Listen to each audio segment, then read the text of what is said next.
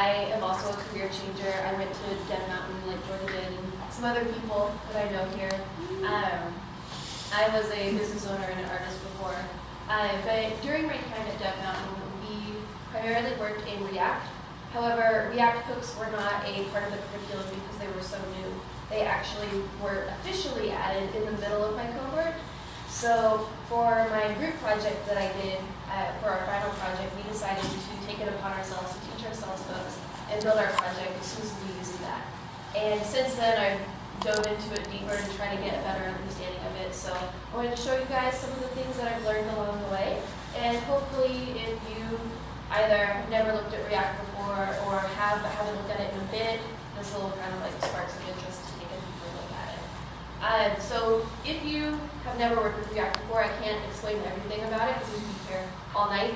But I just want to give you guys a little bit of context. I know a lot of you do know React, but just for those of you who don't, normally things would be either in class components or functional components. And so here on the left we have a class component. With a class component in React, you have access to things like state or lifecycle methods like component did mount, component will update, things like that. Whereas a functional component doesn't have access to those things. So here on the left, we have a constructor method where we're setting an initial state, and then in our render method, we're just returning a div that's displaying the name that's on state. With the functional component here on the right, we don't have access to state, so in order to display a name, we just have to pass it down as props. So we're accessing it via prop step. With hooks, we can actually use things that are available in React classes in functional components. So they were introduced in React 16.8, which came out, I want to say, in February, and they allow us to use React features that were previously only available in classes in functional components. So there are several built-in hooks. We're not going to go over all of them tonight because there's a whole bunch. We're just going to look at useState and useEffect because they're kind of the easiest to wrap your head around, but there are a whole bunch.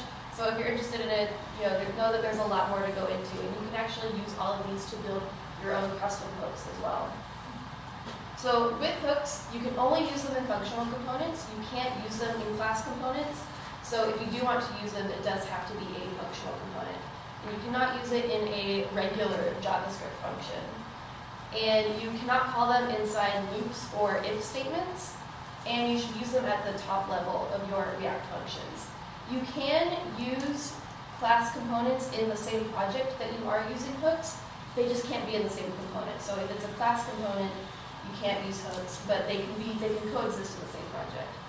And with custom hooks that you can create, they should always start with use, and that's just best practice that the React dev team has decided, so that at a glance everyone knows that it's a custom hook. And also none of this is breaking, so there's no need to go rewrite old code unless you just feel like you want to play with hooks. That's what I did when I first wanted to learn, was I just rebuilt like a small project of mine. I just rebuilt it using hooks just because I already knew what the project was supposed to be. It was really easy to just rebuild it. But yes, you can use it in part of your project, your entire project. It all works together. So useState allows us to use state. I think it's the most self-explanatory out of all of them. And so with a class component here, similar example as before, we have our constructor function where we're setting an initial state. We just have a name variable that I'm setting to Laura, to me. And in our render method, we are just displaying an input field where we can change the name that's on state, and then we're just rendering it under there. And then we have a handle input method to update that as that changes. With the functional component using a hook, we can do the same thing, but by calling useState. And useState, you can destructure. useState returns an array that you can destructure, and you have two values off of that. The first one is the value of the state, and the second one is the method to change that value. And you can name them whatever you want. However, they highly encourage you not to use things like state and set state. So here I've used name and update name, but again, you can name it whatever you want. And then in useState, you pass in the initial value that you want your state to be. You don't have to pass anything in, but you can pass in either like an empty string or an empty object if you don't want it to be something initially. And then here I have pretty much the same handle input function. except instead of using this.setState, I'm using that update name that I declared up here. And then since it's a functional component, we don't use this in there, since this would apply to the global scope, so which is nice, so you don't have to worry about typing this.handleInput, this.state.name. It makes it a little easier, I feel like, to kind of understand what's going on, and just to me it makes a little more sense. So that's useState. And then useEffect allows us to use the React lifecycle methods within a functional component. So it can replace component did mount, component did update, component did amount, things like that. So this example here, we're just fetching some data. It's kind of a weird example, but I just wanted something kind of simple to understand. So down here at the bottom, we're just rendering a username that we have on state, and then a button to just increment the number. So basically every time that number changes, I want to fetch the user data for that user ID. We'll say that the number is a user ID. It's kind of a weird example, but so here on the component did mount, which will happen on that first render, we're taking the user ID from the initial state, which is 1, and then returning that user data. But then if that number changes, we want to get a different user, so we have to have component did update, where we're checking the previous state versus the current state and seeing if that ID has changed, and then getting the data if that number has changed using the new user ID. So it's pretty redundant. Like this whole function is the exact same thing, it's just a different condition. And you could take that out, you could extract that and make a different function and then just pass that into the component did mount and component did update, which is what I used to always do. But it's still kind of annoying. So with functional components, we can use useEffect and just write it once. So useEffect, you pass in a function that you want to run, and then you have an optional second argument of an array. And that array, if you have something in there, it is checking something on state to see if something has changed, and it's only going to run if that has changed. So you can pass in an empty bracket, just an empty array, and it will only run on mount. But if I pass in, so for example here, I've passed in user ID, this is only going to run if the user ID changes. So if something else on state changes, it's not going to run, but if the user ID changes, then it's going to do these things. So it makes it a lot more logical, and you can also split up concerns. So you can have multiple use effects. As you can see here, you can also have multiple use states. So you don't have one state object, you can use it multiple times to kind of separate your concerns and make things a little bit easier to handle. So you could have multiple use effects where one thing changes if something on state changes, but then a different use effect is only going to run if something else changes. You can also pass in multiple things into that array, and it will run if any one of those things in that array has changed. So if I had user ID and then a couple of other things, if any one of those things changed, then it would run. So let's head over to VS Code real quick. So here, I'm going to get that bigger, sorry. Is that all right? Thank you. Yeah. All right, so here we just have like a basic form, and we have a state object. This is just a basic class component. We're just storing a first name, last name, and email on state. And then we have a handle input method to handle the input whenever it changes. We have 3 input fields, and then we're just displaying the values there. It's very basic, but I want to rewrite it using hooks. So I'm going to import React and use state. I don't need component.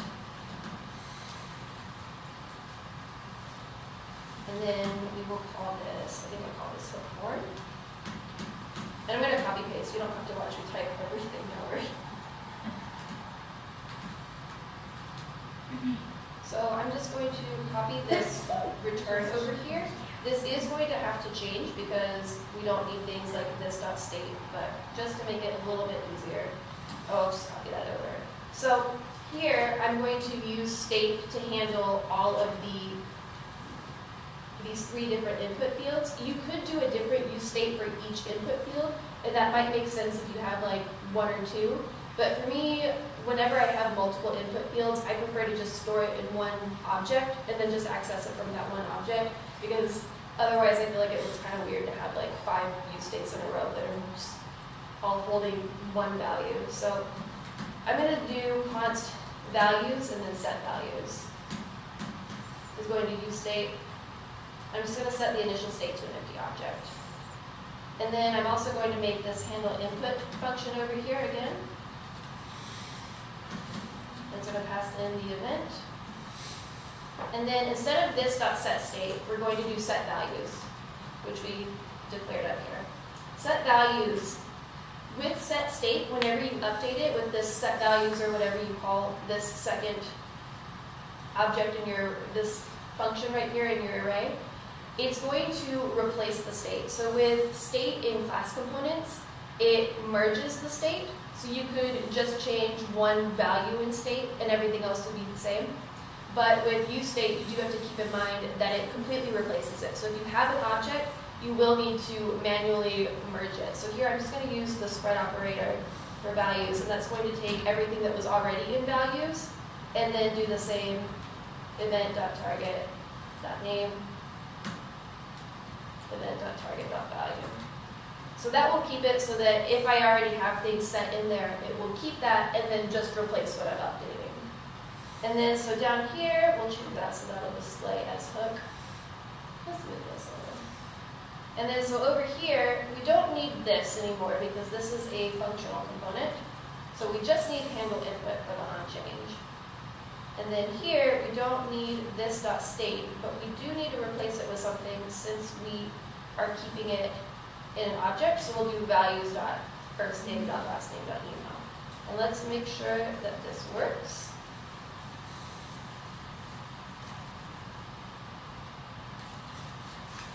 So here, that's updating. That's updating. So those are the same form built in two different ways, using classes and then using the useState hook. So the last thing that I want to look at is using custom hooks. Because when I first looked at React hooks, I thought it was kind of cool. I especially liked that I didn't have to use this anywhere because I find it kind of annoying. But other than that, it didn't seem a whole lot different. It just kind of seemed like a different way, not necessarily a better way. But the cool thing about it is that you can use the built-in React hooks to build custom hooks that you can use in multiple places throughout your code. So you can extract stateful logic and then sprinkle it wherever you need. So in those previous examples, we had two different forms that were basically using the same function to deal with the values of those inputs. So over here, I have created, is that still? A use input hook. And it starts with the lowercase use, just keep that in mind for if you're creating any custom hooks. And so here, I made a function that I'm going to pass in an initial value, and then I'm going to use state where I'll pass in that initial value. And then it was the same setup as before, the values and set value. And then what I'm returning is the values, and then my handle input. I could call this whatever, but since I called it handle input in the previous example, I just wanted to use the same thing.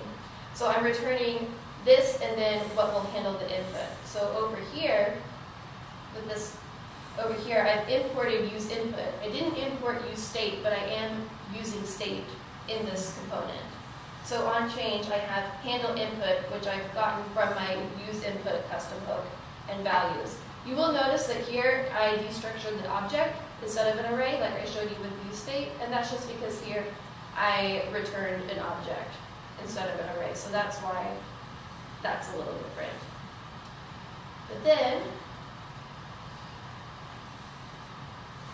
that still works as well. And the last thing that I did want to note about it is that even though I'm using this form, or I'm using this use input in this component, I'm also using it here in this second component. I'm using the same use input. The state is still local. So here in this second form, I have a first name, and I also have a first name over here. But if I type in this first name right here, it's not affecting it over here. And if I type in this one, it's not affecting it over there. So it's still local state, but it's an easier way to, it was only like 3 lines of code, but I was able to replace it in a couple of components. And if you have a whole bunch of forms, you could cut down a lot. And the last thing I wanted to show you is a use effect, because I haven't showed an example of a use effect. So let's go back to this one. So let's import use effect as well. And this is going to be a very basic example, but I would normally use this for like data fetching or something, but I'm just going to do something simple like changing a color. So I'm going to set another use state. I'm going to call it color and set color. And I'm going to set the initial state to black. And then down here on this first name where I'm displaying it, I'm just going to do color. And this is just, you know, object syntax shortcut. You could do color. Are y'all familiar with that syntax? Like if I called color something else, like if I called it text color, I would need to put it like that. But since it's called the same thing, I can just have it just like that. So I'm going to make a use effect here, and we're going to pass in a function and then the optional array at the end. I want this to change if the first name value changes. So I'm going to put in values.firstName. This would also work if I just put values, but I don't want this code to have to run just because something is to change. So I only want it to run just if first name changes. So if values.firstName equals Laura, then we'll set color, which is what we named it here. We'll set it to red. So then if we go back over here, black, and now it's red. And we didn't set any conditions to set it back, so if I keep typing, it's going to be red regardless until I refresh. But yeah, that is a very basic example of use effect. There we go. So I think that's all that I have for you guys tonight. If you have any other questions, the React docs are really well done, especially about hooks. There's a whole lot of information there. If you would like to see the GitHub repo for the little example project that I showed you, you can find it here, and also my contact info is here. And I will do my best to either tonight or tomorrow put up the slides for this and the GitHub repo on the Slack channel. So thank you guys. Yeah, if we have questions, can we open up the floor for a minute? Yep. I always have questions, I'm sorry. No. That's me. So you're talking about state. Yes. So it's just local to that file state. So like, is there easy way to use React hooks to pass info from like state to state? Like to or not different really? components? Yeah, thank you. To different components. There's use context, so Okay. that you can basically set up the provider and you can access it that way. I haven't played with it a whole lot, but I believe you would use context for that. Or Redux or something, you know. Yeah. But So yeah, so I guess my question is related to like, is Redux, are they trying to like use hooks instead, or like Redux is still very necessary? they have said that they're not trying to replace Redux. Some people kind of speculate that they don't need Redux anymore. I think it kind of just depends, but we used Redux with our group project whenever we used it, so yeah, I think there's still a place for it. Anyone else? So in the use effect, when you simply pass an empty array, it does it on mount, right? Yes. And if you pass a value, it does it if that value changes? It does it on mount and if that value changes. Okay, that's a question. Thank you. Any more questions, comments, concerns? Thank you guys. Thank you so much.